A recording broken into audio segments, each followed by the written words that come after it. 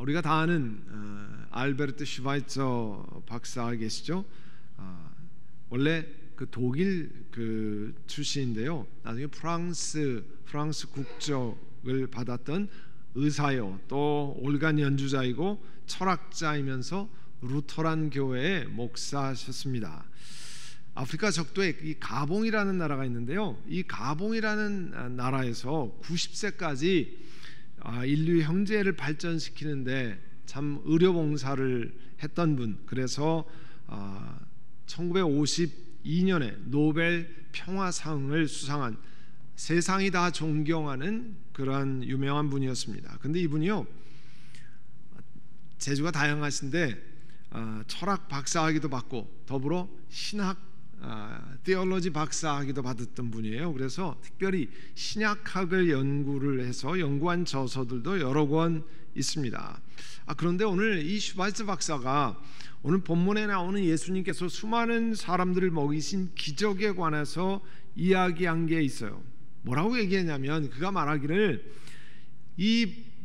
오늘 우리가 읽은 본문에 나온 것은 마지막에 종말에 하나님 나라에서 가질 축제를 상징하는데, 여러분 그 성탄절날 우리 그 성찬하셨던 거 기억나세요? 요만한 그 떡 있잖아요. 고만한 떡만큼씩 조금씩 다 나누어서 그렇게 먹었다는 거죠.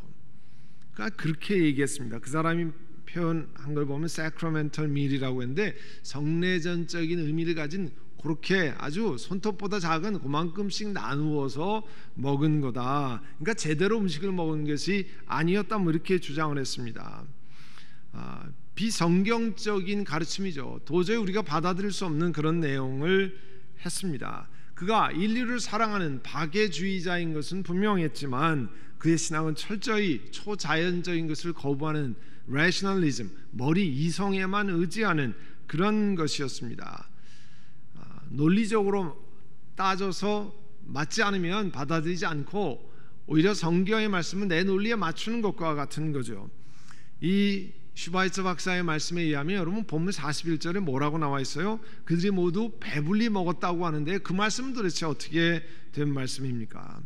이 손톱 크기보다도 훨씬 작은 빵을 성찬식으로 먹고 배불리 먹었다 이렇게 얘기할 수는 없는 거잖아요.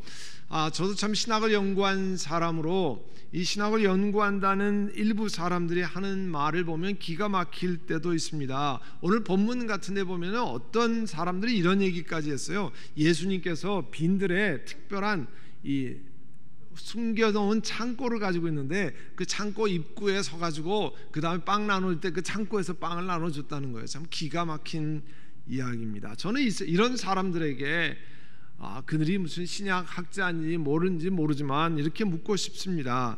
논리적으로 이해되는 것만을 받아들인다고 하면 도대체 성경, 예수님 믿을 필요가 뭐가 있느냐고. 성경과 예수님은 처음부터 끝까지 기적과 초자연적인 삶으로 가득 차 있는, 기적으로 가득 차 있는 것 아닙니까? 예수님은 기적으로 가득 차 있는 분 아니에요? 출생서부터. 오늘 우리는 그 기적의 현장으로 함께 가려고 합니다. 12 제자들이요 전도여행을 떠났다가 예수님께로 돌아왔습니다. 6장 12절 13절에 보면 그들은 나가서 예수님이 가르치신 대로 회개하라고 선포했어요. 또 많은 귀신을 내어 쫓았습니다. 수많은 병자에게 기름을 발라서 병을 고쳤다라고 성경은 말씀합니다. 이런 일을 나가서 다 수행한 다음에 이제 다시 예수님께로 돌아왔어요. 그리고 예수님께 어떤 일이 일어난지 보고를 했습니다.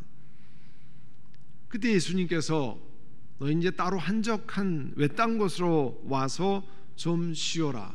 왜냐하면 사람들이 하도 왔다 갔다 해서 음식 먹을 겨를도 없었습니다. 그래서 이 예수님과 제자들이요 배를 타고, 갈릴리 호수에서 이야기입니다. 배를 타고 이제 외딴 곳으로 떠나갔습니다. 그런데 그 갈릴리 이 바닷가에서, 갈릴리 호숫가에서 보았던 사람들이 예수님과 제자들이 가는 것을 보고요 호숫가를 따라갔습니다. 따라가서 예수님이 도착하려고, 제자들이 도착하려고 하는데 먼저 갔다고 성경엔 기록되어 있습니다. 도착한 다음에 34절에 보면 예수님께서 배에서 내리니까 이미 큰 무리가 많은 사람이 예수님 앞에 왔어요. 그런데 성경은 뭐라고 말씀하냐면 그들이 마치 목자 없는 양과 같으므로 그렇게 했어요. 예수님께서 그들을 불쌍히 여기셨다고 그랬어요. 그리고 34절 끝에는 그들에게 여러 가지로 가르치셨다 이렇게 말씀합니다. 여러 가지 하나님의 진리를 가르치셨다고 그랬어요. 여러분 구약성경 스가랴서 11장 16절 이하에 보면요, 이 양떼를 돌보자는 목자의 모습을 그리고 있습니다. 그러니까 양의 입장에서는 버림받은 양들이죠. 스가랴 11장 16절에 뭐라고 하냐니까 그 양을 잊어버리고도 안타까워하지 않고 길 잃은 양을 찾지도 않고 상처받은 양을 고쳐주지도 않고, 그러니까 이 버림받은 양으로서는 어디로 갈지도 모르고 상처도 치료받지 못하고 또 먹을 것도 없다는 거예요. 튼튼한 양을 먹이지 않아서 야위게 하고 살찐 양을 골라서 살을 발라먹고 발굽까지 갉아먹을 것이다. 양떼를 버리는 쓸모없는 목자에게 재앙이 닥칠 것이다. 그런 말씀을 하셨습니다. 이렇게 양을 돌보지 않는 목자를 만나면 양의 모습이 통통했던 양이 마르고 그 다음에 먹을 것도 없고 어디에 가야 되는지 알지도 못하고 그런 형편에 있다는 거예요. 오늘 그렇게 불쌍한 양의 모습과 대조적인 모습이 오늘 예수님이 나타내신 모습입니다. 예수님께서 달려온 사람들을 예수님은 불쌍히 여기셨다고 그랬어요. 여러 가지로 가르치셨다고 그랬습니다. 성경에 뭘 가르치신 정확히 내용은 나오지 않지만 하나님의 나라가 도래하고 회개하고 복음을 믿고 또 죄사함 받는 하나님의 다스림 이런 것들을 말씀하셨겠죠. 예수님이 불쌍히 여기셨던 이 사람들이 말씀을 듣는 동안에 날이 저물어 갔습니다. 제자들이 예수님께 나왔어요. 35절에 보면 예수님 여기 지금 빈들입니다. 날이 저물었습니다. 이 사람들을 다 흩어서 제각기 음식을 좀 사 먹을 수 있도록 배가 고플 테니까 근처에 있는 농가나 마을로 보내시는 것이 어떻겠습니까? 그게 좋겠습니다. 당연한 제안이죠. 타당한 제안입니다. 그때 예수님께서 제자들에게 아주 뜻밖의 명령을 주셨어요. 너희가 그들에게 먹을 것을 주라. 제자들이 그 얘기를 듣고요, 예수님께 반문했습니다. 아니 그러면 우리가 가서요 빵 200데나리오너치를 사다가 그들에게 먹이란 말씀입니까? 오늘 44절에 보면 남자만 5,000명이었다고 그러잖아요. 그런데 마태복음에는 아예 구체적으로 여자와 어린 아이들 외에 남자가 5,000명이라는 거예요. 그러니까 이런 모임에는 우리가 경험한 것처럼 여성들이 더 많이 모이잖아요. 그러니까 최소한 10,000명 이상, 그보다 훨씬 많은 사람들, 거기다 어린아이들까지 그 많은 사람이 모이는데 그들을 먹이려면 200데나리오너치 빵을 사다 먹여야 된다는 거예요. 200데나리오는 건강한 남자 노동자가 200일 동안 일하는, 그러니까 거의 7개월, 8개월치 월급을 가지고 빵을 사다가 먹여야 된다 그런 뜻이에요. 그런데 실제로 빵을 사다 먹이겠다는 뜻입니까? 아니죠. 할 수 없다. 이건 도저히 못하는 일입니다. 그 얘기를 하려고 한 거잖아요. 이 오늘 예수님과 제자들과 한 대화는요, 우리에게 이집트에서 떠나온 이스라엘 백성들을 인도해서 이제 광야로 나왔던, 그래서 이 백성들을 인도했던 모세가 하나님과 대화했던 것을 우리에게 기억나게 만듭니다. 물론 마가복음에서 나오는 제자들이 이제 광야에서 맞닥뜨린 상황과는 조금 다른데요, 광야에서 하나님께서 이스라엘 백성을 뭘로 먹이셨습니까? 만나로 먹이셨잖아요. 날마다 만나를 먹이셨습니다. 그런데 백성들이요, 중간에 있던 사람들이 불평하기 시작했습니다. 이 만나 매일 먹는 거 이제 질렸다는 거예요. 하나님이 기적적으로 베푸신 음식이지만 우리가 이제 더 이상 질려서 이거 못 먹겠다, 그런 이야기를 했습니다. 이제는 고기를 좀 먹고 싶다는 얘기예요. 그때 하나님께서 하나님 앞에 모세가 이렇게 얘기합니다. 민수기 11장 13절에 보면요, 하나님 백성이 저를 보고 먹을 수 있는 고기를 좀 달라고 외칩니다. 이 모든 백성에게, 이 많은 사람들에게 줄 고기가 도대체 어디 있습니까? 그랬더니요, 하나님께서 모세에게 뭐라고 말씀하시냐면 한 달 동안 메추라기를 먹이겠다 하시는, 고기를 먹이시겠다고 말씀하는 거예요. 그때 모세가 하나님께 이렇게 항변합니다. 민수기 11장 21절인데요. 아니, 저를 둘러싸고 있는 그 보행자가 60만 명입니다. 그런데 주님께서 그들에게 내가 고기를 주어서 한 달 내내 먹게 하겠다고 말씀하니까 도대체 양떼와 소떼를 얼마나 잡아야 그들을 만족시킬 수 있겠습니까? 아니, 저 바다에 있는 고기를 모두 잡은들 저 사람들을 먹일 수 있겠습니까? 이렇게 질문했어요. 우리가 생각해도 그럴만 하잖아요. 빈들에서 백성을 바라보았던 이 제자들의 논리적인 생각이나 광야에서 엄청난 사람을 쳐다보면서 대답했던 모세의 생각은 우리가 말하는 타당한 대답이었습니다. 우리들 모두가 수긍이 가는 대답이지 않습니까? 이때 예수님 제자들에게 아주 뜻밖의 질문을 또 하십니다. 그러면 너에게 빵이 얼마나 있느냐? 마가복음에는 기록되어 있지 않지만요, 이 기록이, 이 광야에서 사람들을 먹이시는 기록이 마태, 마가, 누가, 요한 사복음서에 다 기록되어 있는데, 특별히 요한복음 6장 9절에는요 그 중에 제자 가운데 안드레가 예수님께 이렇게 말합니다. 여기에 보리빵 5개하고 물고기 2마리를 가지고 있는 한 아이가 있습니다. 그러니까 한 아이가 들고 온 그런 빵 5개, 그러니까 뭐 크지도 않겠죠. 물고기, 작은 물고기 2마리가 있습니다. 그런데 이렇게 많은 사람에게 도무지 이런 뭐 아주 보잘것없는 음식이 무슨 소용이 있겠습니까? 한 아이가 가지고 온 음식이 이 많은 사람에게 도대체 무슨 소용이 됩니까? 예수님께서요, 그 한 아이가 가져온 보리떡 5개와 물고기, 작은 물고기 2마리를 받으신 다음에 푸른 풀밭에 사람들을 50명씩 100명씩 때로 이렇게 앉겠다고 성경은 말씀합니다. 그리고 41절에 보면요, 예수님께서 빵 5개 물고기 2마리를 들어서 하나님 앞에 하늘을 쳐다보고 축복하신 다음에 감사 기도를 드리신 다음에 빵을 떼어서 제자들에게 주셨습니다. 그리고 사람들에게 가서 나누라고 하셨어요. 그리고 물고기 2마리도요 똑같이 제자들에게 주시면서 모든 사람에게 나누어 주셨습니다. 성경은 그 결과가 어떻게 됐다고 말씀합니까? 푸른 풀밭에 앉아 있었던 사람들이 모두 배불리 먹었습니다. 그리고 빵 부스러기, 물고기 남은 것 다 주워 모으니까 12광주리에 가득 찼다라고 말씀합니다. 예수님이 목자 없는 양과 같아서 이 불쌍히 여기시는 그런 백성들을 위해서 기적을 베푸셨습니다. 이 배고픈 사람들이 모두 배불리 먹었다고 성경은 저희들에게 말씀하지 않습니까? 예수님 먼저 이 광야로, 빈들로 달려나온, 예수님의 말씀을 듣기 위해서 달려나온 사람들에게 성경은 뭐라고 말씀합니까? 생명의 진리를 가르쳤다고 그랬어요.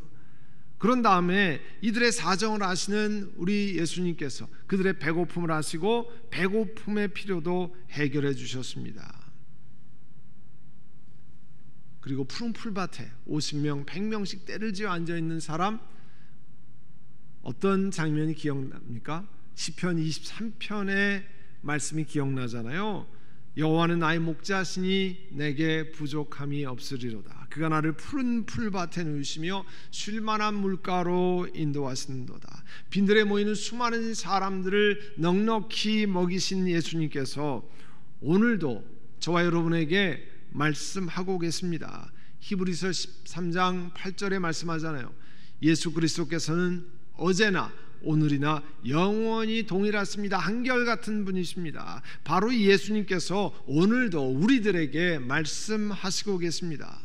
마태복음 7장 7절에 구하라 그리하면 너희에게 주실 것이다. 찾아라 그리하면 너희에게 찾을 것이다. 문을 두드리라 그리하면 하나님께서 너희에게 열어주실 것이다 말씀합니다. 구하는 사람마다 얻을 것이요 찾는 사람마다 찾을 것이요 문을 두드리는 사람에게 열어줄 것이다. 너희 가운데 아들이 빵을 달라고 하면 돌을 줄 사람이 도대체 어디 있겠느냐? 생선을 달라고 하는데 뱀을 줄 사람이 어디 있겠느냐? 너희가 악한 자라도 너희 자녀에게는 좋은 것을 줄 알거든 하물며 하늘에 계신 우리 아버지께서 구하는 사람에게 좋은 것을 주시지 않겠느냐 말씀합니다. 바로 이 말씀을 과거와 현재와 미래가 동일하신 그 예수님께서 우리에게 하시는 말씀이잖아요. 구하는 것에 구하는 사람에게 좋은 것으로 주시지 않겠느냐. 민수기 11장에서도 보면요, 백성들이 이집트에서 먹던 고기 먹고 싶다고 심하게 원망을 했다고 그랬잖아요. 하나님의 대답은 그들에게 고기를 먹인다는 거예요. 그것도 30일, 한 달 내내 먹게 하겠다는 거예요. 모세가 한 질문이 있잖아요. 하나님, 그 같은 거 불가능한 일 아닙니까? 아니 도대체 그런 일이 가능합니까? 그렇게 답변을 드렸어요. 하나님께서 유명한 대답을 하셨습니다. 민수기 11장 23절에 하나님께서 모세에게 이렇게 대답하셨어요. 나의 손이 짧아지기라도 하였느냐? 이제는 내가 말한 것이 너에게 사실로 이루어지는지 그렇지 아니한지를 보게 될 것이다. 내 눈으로 목도하게 될 것이다. 그렇게 했어요. 그리고 이 모세와 이스라엘 백성들이 도대체 어떤 광경을 바라보게 됐습니까? 민수기 11장 31절에 보면 주님께서 바람을 일으키시는데 바다 쪽에서 메추라기를 몰아가지고 이스라엘 사람들이 진치고 있는 텐트를 치고 있는 진 주변 삥 둘러서 하루길 될 만큼 전체 지역에 메추라기를 마치 비 오듯이 내렸다 그렇게 말씀합니다. 땅 위로 2자쯤 메추라기가 고기가 쌓였다 그렇게 말씀합니다. 하나님 말씀했잖아요. 내 손이 짧아졌느냐? 이 같은 것을 기적적으로 이루신다고 말씀하시는 거죠. 이민교회에서 자라난 2세 찬양 사역자 가운데 김브라이언이라고 하는 형제가 있습니다. 우리 지난 금요일 날 그 김브라이언 형제가 불렀던 찬양 주가 일하시네 하는 찬양을 함께 드렸어요. 또 요즘에 많이 찬양 드리는 내용이죠. 바로 그 가사가 뭐냐면 바로 이 빈들에서 예수님께서 행하신 이 기적의 사건을 기록하고 있습니다. 그 가사에 이렇게 돼 있잖아요.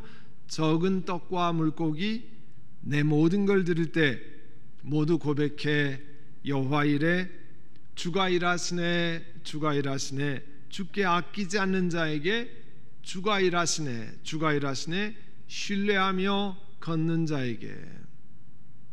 오늘 우리가 살펴본 것처럼요, 예수님께서 너희가 그들에게 먹을 걸 주어라, 제자들에게 먹을 걸 주어라 했을 때 여러분 논리적인 대답은 뭡니까? 불가능하다 그런 얘기죠. 이성적으로 따지면 불가능한 얘기예요. 8, 9개월치 뭐 월급을 갖다가 다 해도 이거 사 먹을 수도 없고 살 뭐 빵집도 없고 그렇잖아요. 그렇게 외쳤던 사람이 누구예요? 제자들입니다. 그거 안 되는 얘기입니다. 예수님 그렇게 얘기했잖아요. 그런데 예수님께서 빵 5개 물고기 2마리를 가지고 하나님께 감사를 드리고 나누셨습니다. 사람들을 앉게 하신 다음에 빵을 떼서 먼저 제자들에게 주시고 사람들에게 나누게 하셨습니다. 만일 제자들이요, 아니 예수님 이걸 가지고 이 많은 사람들에게 도대체 어떻게 나눈단 말입니까? 이게 가능한 얘기입니까? 안 됩니다. 난 못합니다. 그렇게 했으면 어떤 일이 벌어졌을까요? 그렇지만 오늘 성경에 보면 제자들은 다른 얘기 나오지 않습니다. 오늘 주가 일하시는 찬양처럼 신뢰하며 걷는 자가 되었습니다. 예수님은요 제자들에게 기적이 일어나는 그 현장에 동참시키셨어요. 기적을 일으키신 분은 예수님이었지만 그 기적을 목도하고 경험하는 사람들로 제자들을 만드셨습니다. 빵을 떼어주어 나누어주고 또 작은 물고기를 나누어줘서 수많은 사람이 먹는 것을 경험케 하셨습니다. 여러분, 계산적으로 논리적으로만 응답했던 사람들이 이 제자들이었는데요, 믿음으로 응답하면서 기적을 경험했습니다. 그들이 신뢰하고 걸을 때 우리 하나님께서, 주님께서 일하시는 현장에 있게 됐습니다. 적은 떡과 물고기라는 표현은 뭡니까? 정말 보잘것없는 거지만 주님께 드릴 때, 그 모든 것을 주님의 손에 맡겨 드릴 때에 하나님께서, 주께서 일하셨다는 거잖아요. 모든 사람을 먹이시는 일이 일어났습니다. 자, 우리의 현실이 어떻습니까? 지난해 말 Feeding America, 미국을 먹인다고 하는 그런 그 단체에서 전국적으로 이 푸드뱅크라 이용하는 사람들이 60%가 늘어났다고 이야기했습니다. 그러니까 경제적으로 굉장히 어려워졌다는 거죠. 이 60%나 푸드뱅크를 찾는 사람이 늘어났는데 상당수는 이것을 처음으로 찾아보았다는 거예요. 푸드뱅크에서 음식을 얻기 위해서 몇 시간씩 차례를 기다리는 모습이 다 목격되었다고 이야기합니다. 팬데믹으로 인해서 실직이 일어났습니다. 업무가 축소되고 임금이 감소되고 영업장이 폐쇄되고 일할 직장을 상실했습니다. 코로나19 여파가 이런 일들을 만들었습니다. 참, 미국에서, 전 세계 가장 부유한 나라인 미국에서 일어나는 안타까운 현실입니다. 우리도 마치 이런 빈들에 있는 것 같고요, 이스라엘 백성이 경험한 것처럼 광야에 있는 것 같지 않습니까? 현재 우리 계산으로만 하면 안 될 일이 너무나 많습니다. 뉴스를 듣다 보면 좌절하고 포기해야 할 일이 천지입니다. 이런 상황에서 그러면 우리는 어떻게 할 수 있습니까? 어떻게 해야 됩니까? 우리의 진정한 목자 되시는 예수님 앞에 나오는 일입니다. 이스라엘 백성들을 불쌍히 여기셨던 그 예수님이 우리들도 불쌍히 여기십니다. 41절에 보면 예수님께서 그 작은 아이의 이 가져왔던 음식인 보리빵 5개, 물고기 2마리를 들어서 하늘을 쳐다보고 축복하셨다고 그랬습니다. 바로 그 예수님의 손에 우리의 적은 것들이 들려져야 합니다. 그래서 주님께서 축복하시고 기적을 베푸셔야 합니다. 그리고 빵을 떼셨다고 그랬어요. 예수님께는 비록 적은 것이었지만 하나님께 감사를 올리고 그리고 기적을 베푸셨습니다. 내 계산을 넘어서, 우리 이성적인 것을 넘어서 영적인 눈으로 우리 예수님을 바라보아야 우리의 영적이고 육적인 필요가 해결이 됩니다. 그래서 예수님 앞에 나오셔야 합니다. 그래야 주님이 베푸시는 기적이 우리 삶 속에 시작됩니다. 여러분, 물질도 그렇고요, 여러분이 가진 시간도 그렇습니다. 재주도 건강도 열심도 다 마찬가지입니다. 내게 이것 가지고 뭐 될 게 있을까? 바로 그와 같은 것들을 예수님의 손에 들려드려야 합니다. 예수님께 맡겨서 예수님께서 역사하시도록 그렇게 하셔야 됩니다. 그러면 주님께서 명하신 대로, 그리고 오늘 제자들이 한 것처럼 순종하고 따라가는 겁니다. 인간적인 계산으로만 재는 게 아니죠. 그러면 우리 주위에 있는 사람들까지 우리가 축복의 통로가 되는 역사가 일어나는 겁니다. 얼마나 놀라운 일입니까? 그와 같은 것을 우리의 진정한 목자 되시는 예수님께서 우리에게 이루시는 일입니다. 여러분, 가나의 혼인잔치에 일어났던 기적도 마찬가지였어요. 여러분, 유대인의 혼인잔치에, 그 큰 잔치에 포도주가 떨어지는 것은 그 혼주에게서는 대대망신입니다. 그때 예수님께서 어떻게 하셨습니까? 그 집안에서 일하는 일꾼들에게 말씀하셨습니다. 요한복음 2장 7절 이하입니다. 이 항아리에 물을 채워라. 그리고 일꾼들은 물을 가득 채웠습니다. 예수님께서 그들에게 뭐라고 말씀하셨어요? 이제는 떠서 잔치를 맡은 이에게 가져다 주어라. 조금 전에 물을 부었는데요, 포도주를 달라는 사람에게 지금 항아리에 있던 물을 가져다 주라고 얘기하는 겁니다. 일꾼들이 그대로 했다고 그랬어요.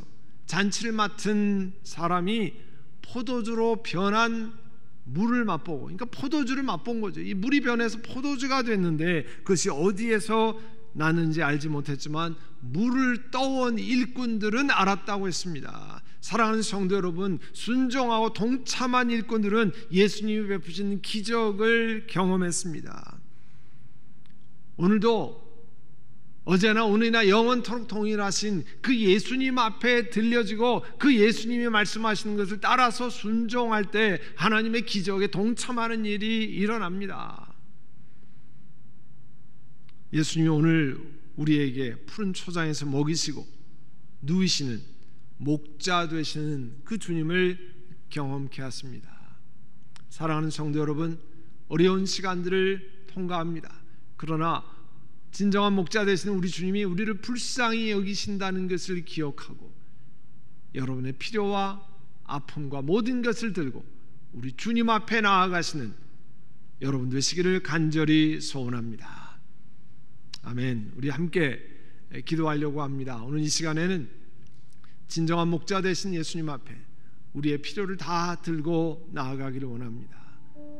우리의 육체적인 치유의 필요, 우리의 영적인 필요, 우리 영혼의 문제, 여러분 직장, 가정, 여러분 자녀들, 부부간의 어려운 일들 하나님 앞에 들려드리기를 원합니다. 주의 손에 맡기기를 원합니다. 주님 함께해 주시옵소서. 주님 역사해 주시기를 원합니다. 내 논리로 머리로는 해결이 되지 않습니다. 그러나 오늘 예수님의 손에 들려졌던 오병이어처럼 우리의 사정을 주님께 아뢰고 우리가 가진 것들을 주님의 손에 들려지기를 원합니다. 우리를 불쌍히 여기시는 그 주님께서 우리를 치유하시고 회복케 하시고 강건케 하시기를 원합니다.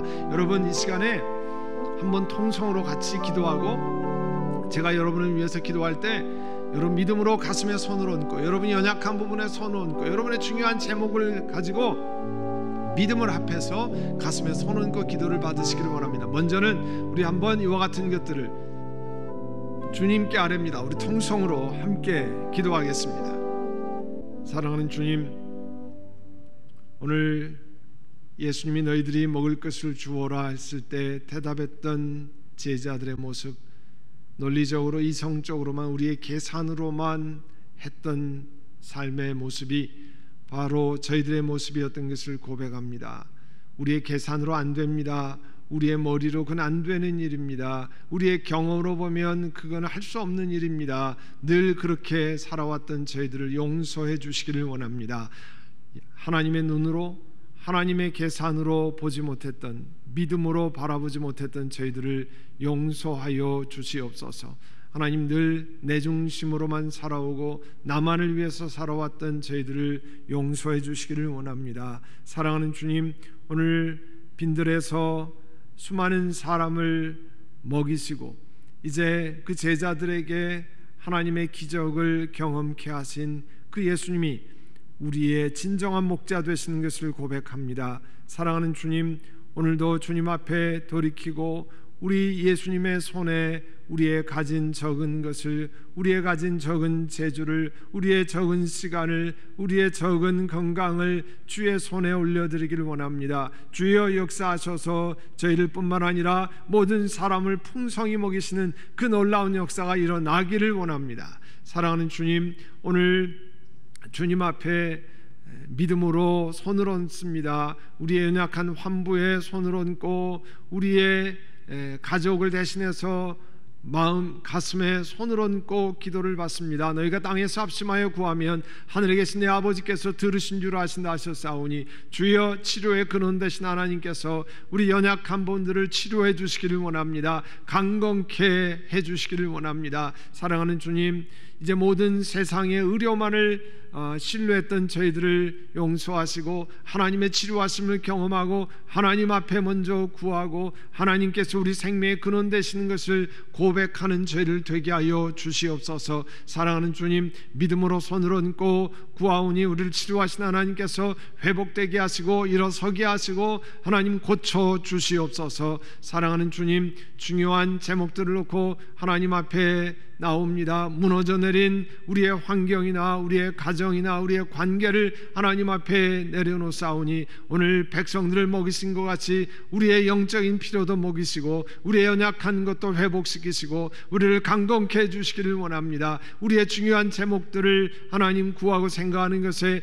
능히 넘치도록 응답하여 주시옵소서. 주여, 우리 각 가정에서 일터에서 이 팬데믹 상황에서 어려운 상황들을 통과하는 한 분 한 분의 하나님의 생명으로 충만케 하시고 일어서게 하시고 회복되게 하시고 아버지 하나님, 다시 주님의 풍성함을 누릴 수 있는 주께 의지하는 죄를 되게 하여 주시옵소서. 무엇보다도 우리 하나님 앞에 나오고 하나님께 들려드리고 주님 앞에 하려는, 그래서 구하고 찾고 두드리는 죄를 되게 하여 주시옵소서. 믿음으로 걷는 죄를 되기를 원합니다. 우리 하나님, 마음의 즐거움은 양약이라 하셨사오니 하나님, 구원의 즐거움을 회복하시고 또 주님 앞에 나아가서 하나님이 주시는 회복과 양약을 경험하는 놀라운 역사를 허락하여 주시옵소서. 모든 믿음으로 함께 주 앞에 나오는 사람들에게 하나님의 생명의 은혜가 충만하기를 간절히 구하오니 주님, 너희가 구한 것은 받은 줄로 믿으라 하셨사오니 놀라운 역사 우리 가운데 일어나게 하여 주옵소서. 예수님의 이름으로 기도드립니다. 아멘.